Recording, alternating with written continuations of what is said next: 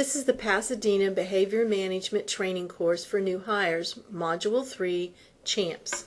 For your information, all the forms that are referenced in this training are located in the CHAMPS book, which you can obtain from your campus administrator. Additionally, you can find some of the forms in the Professional Development Eduforio by following the steps that you see on this slide. Let's look at why a structured classroom is so important for the academic performance of students. First of all, we want to be sure we're all headed in the same direction. Within the CHAMPS, there is a concept called STOIC, and that is to be able to handle whatever's going on in the environment in the most successful way. Structure, teaching students how to be successful, observing student behavior, interacting positively, and correct fluently. Fluently, by this we are saying be consistent with what we tell our students. So what is structure really? Many people have the idea that a structured system is being overly stern and very punitive. However, Dr. Randy Sprick, the author of Safe and Civil Schools, feels that structure is that you care so much that you're willing to develop a plan that's specifically for those students in that environment. To determine what kind of structured setting your students need, it is based on the student's need, not what the teacher wants or what the teacher thinks for them to be able to teach, but what the students need to be successful. The teacher skill comes from their ability to understand and to recognize the needs of their students and develop a matching plan for the students. When you're talking about a structured environment, they've given the example of a pencil sharpener.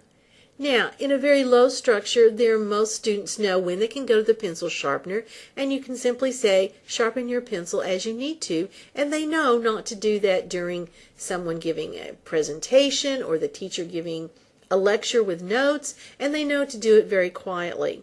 However, there are some students that may need some gentle reminders in a medium structure. Just to remind, you can go to the pencil sharpener as you need, but if there's a line, wait until there's not a line. And remember, don't talk at the pencil sharpener. It can get noisy and you don't even realize it. However, there are some students that have difficulty regulating their own behavior and when to engage appropriately in some activities. So they may need a very high structured where you have a very different and regimented way that they get to go to the pencil sharpener, how long they're supposed to be at the pencil sharpener, and the route they're supposed to take to the pencil sharpener. To help you determine what level of structure your students need in the classroom, there is a survey found in the CHAMPS book. It's also located on the next slide where you can copy, but it will help you identify what are the needs of your classroom. As you're working through this survey, you would base this perhaps on the demographics of the environment in which you're going to work in if you're not familiar with them, or based on your experience working within the system, prior experience in other districts, or working with classrooms in general, what would be the basic need of these kinds of students that you may encounter in your classroom. This is also determined by the kind of environment in which you teach.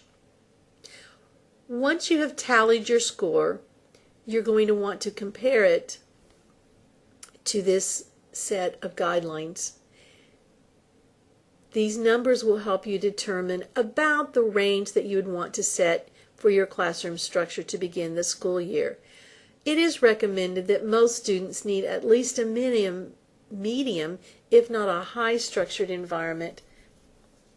Again, you can alter this at any time during the school years as your students progress and are more effective and efficient in following the routines and procedures in your classroom.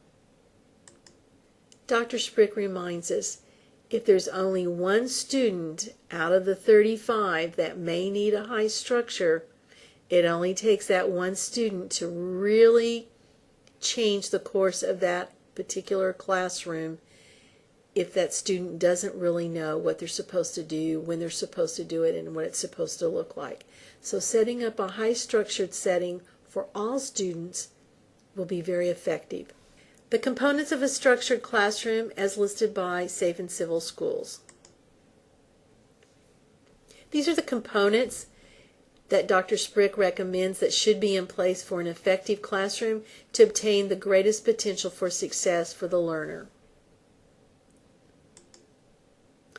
The attention signal, the first consideration is safety. There are many ways to get students' attention. Microphones, clickers, ringing a bell, clapping your hands 3 times if you hear me, flipping off the lights, and all of those are fine to be used. However, in an emergency situation, you need something that's going to get all the students immediately focused on you with the least amount of noise. So it's recommended through Dr. Sprick's Safe and Civil Schools program that you use a simple signal, raising your hand high in the air and say, "I need your attention now." And you stop talking. Therefore, you're modeling what you want students to do. You want them to look at you, make eye contact with no talking. They can also raise their hand in response. That lets others know they are with you. Be clear, be simple, be consistent. A daily routine. This sets the structure of safety in your classroom, and having pictures of the procedure is more effective than words. If you do use words, there should be just a few words. This can be as simple as an agenda on the board or a 1, 2, 3, 4, 5 steps that we're going to follow. It needs to be consistent, and we don't make a lot of changes because a daily routine should be consistent. Every day we follow these same procedures. Physical space. Again, safety is the priority need that you should be able to get to every student within seconds. You want to eliminate unnecessary clutter around your room. We all like extra tables and extra chairs, but if it impedes the ability to get around in the classroom to meet all the students' need, we may need to let go of that extra table or extra couple of chairs. The potential for great things usually require a plan. So if you want great things in your classroom, you should have a clear plan, and that's setting your expectations so that all the students know what you expect of them.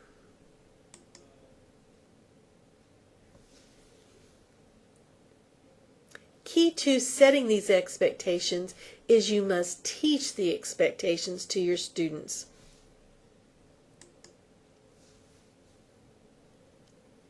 It is unreasonable to expect students to guess what we expect them to do if we haven't explained it, modeled it, practiced it, and have visual reminders for them. One of the ways that Dr. Sprick has designed for us to help students is by using the acronym CHAMPS. C stands for the conversation, H for help, A the activity, what is it that they're doing? M, when can they get up out of their chairs and move around? Participation, what does it look like when you're fully engaged in the activity? And success is what you want for all students. For younger grades, sometimes we use Mr. Mack, and Mr. Mack says when you can get up and move around the room, what is the activity you're supposed to be doing, and when can you talk, and how loud can you talk? Then when Mr. Mack goes on to second grade, we simply tell the students that Mr. Mack has grown up and now he's a champ. And you begin with the same CHAMPS procedure. We also recommend that while many teachers have great expectations posted, that we stay true to using the CHAMPS as the acronym for all of this, which further lends safety to classrooms. When children go from one class to the next grade, they see the consistency of CHAMPS in every classroom. When you're designing your CHAMPS for your classroom, you're going to want to ask yourself these kinds of questions.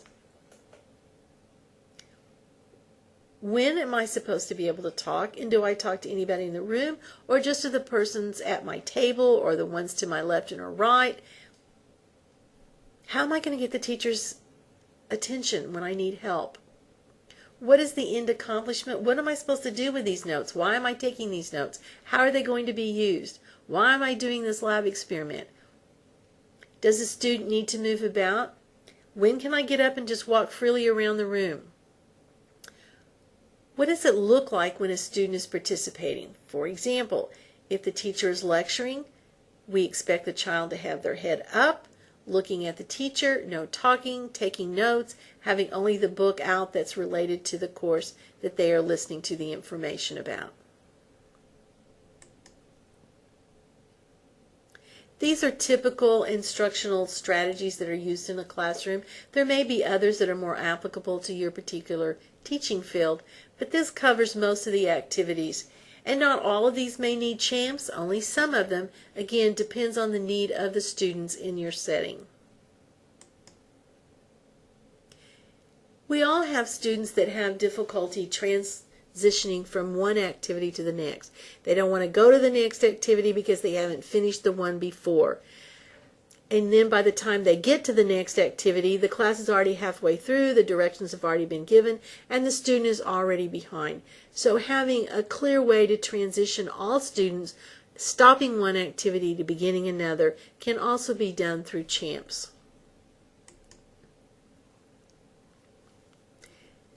Developing CHAMPs for transition can also be found in the CHAMPs book.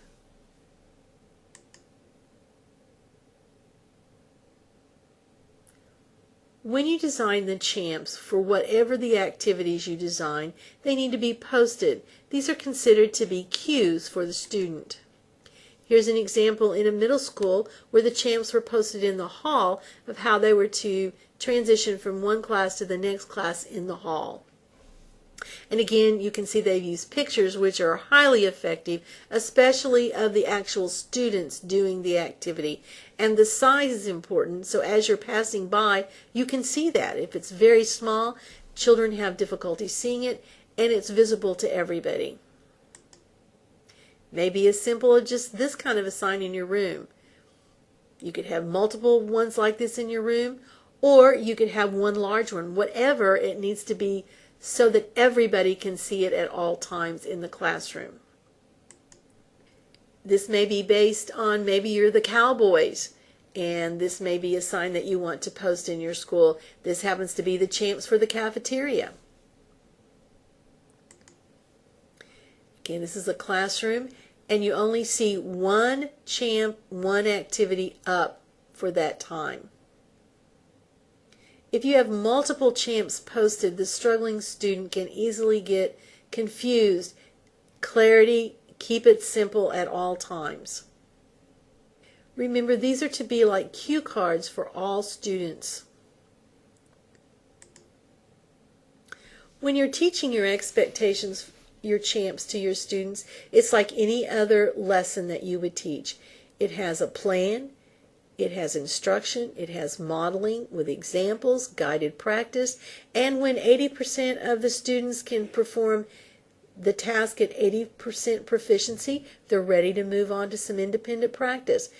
You continue to do the observation and monitor their success. Review if you need to reteach something, adapt or modify. If students are being very successful with a CHAMP, you may not need to post it any longer, or it may still need to be there for the one student that may need the extra assistance. Within the CHAMPs book, there is a monitoring tool called a rating scale where you can self-assess the progress of CHAMPs within your classroom. There are multiple ways to do this, which including students monitoring their own behavior as well as the class's behavior in the success of CHAMPs within the classroom. Routines and procedures, again, they provide safety and make it very clear what's going on in the classroom. Dr. Spriggs recommends there are 6 critical times in a class period where routines need to be firmly established, again, for safety and for the fact that every student knows what to do at all times in the classroom.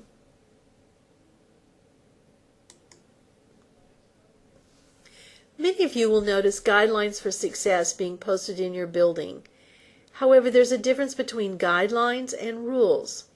Guidelines are those things that help make us successful in our daily life and being contributing citizens to the world. For example, being respectful, doing your best. Rules are much different. Rules are always measurable and observable, and they happen always, not just on Fridays or not just when you're having a bad day or a good day. Examples: be in class on time. That's observable and measurable. Come to class with paper, pencil, and book. You either did it or you don't. Rules are only if they're needed. If students are being successful, they don't need a rule for everything. Some rules are already identified within the school code of conduct. You don't need to repeat those in the classroom. These are rules that only your students need in your classroom. And these are only the rules that they're having trouble with, only the behaviors that they're not being successful with. If it's an obvious rule and they're doing it well, it doesn't need to be restated. The last part of this slide is very important. Post in a prominent place where everybody can see it, and it's recommended 3 to 5 rules is just the right amount. And again, only if you need it do you need a rule for it. Let's look at the difference between a rule and a guideline and see if we can identify those. The guidelines are not directly measurable. They're somewhat observable, but you can't really measure those. However, a rule, it's very obvious. It happened or it didn't happen. It's observable and it's measurable.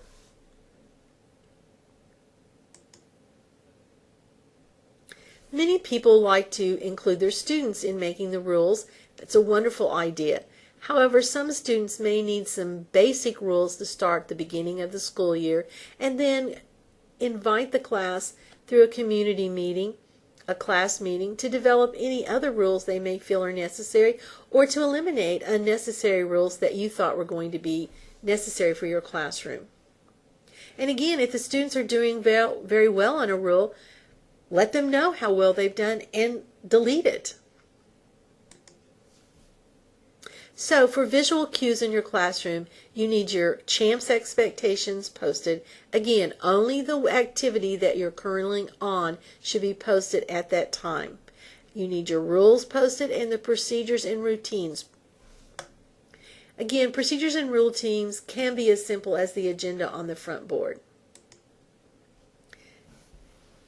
Let's consider what misbehavior may look like. We would like to think in terms of behavior is just an opportunity to change from an unacceptable behavior to an acceptable behavior. You've heard through Module 1 and Module 2 that there are sources of what the need is for the student. Is the student's behavior telling you they have a safety need and or a connection need? Is the need coming from an internal or external source? Does a student just need information or clarity? They're not real clear on what it is that you're asking of them. Maybe they just need more information, further knowledge. They need to understand what the dictionary is telling them, or they needed another example to be sure that they understand. Some schools, through their safe and civil teams, have developed levels of behavior, a mild, moderate, and severe. These are established to help let the teacher know what things administration feels the teacher should handle within the classroom and what behaviors should be sent to the front office. These are individualized for each campus. Some campuses have these, some campuses do not. You would need to check with your campus administrators to see if they've established this kind of a leveling structure. A very powerful statement. The most important thing that a teacher can do is have positive interactions with each student.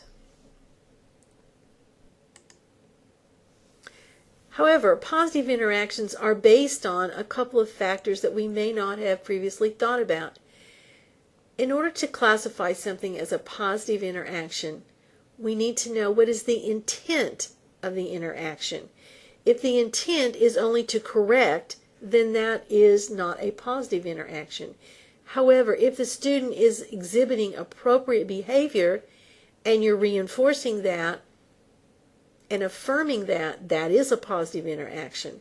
And again, not the tone, it's not how sweet you say it or how kind you say it, is what is the intent of the interaction. That's what determines if it's a positive interaction as perceived by the student.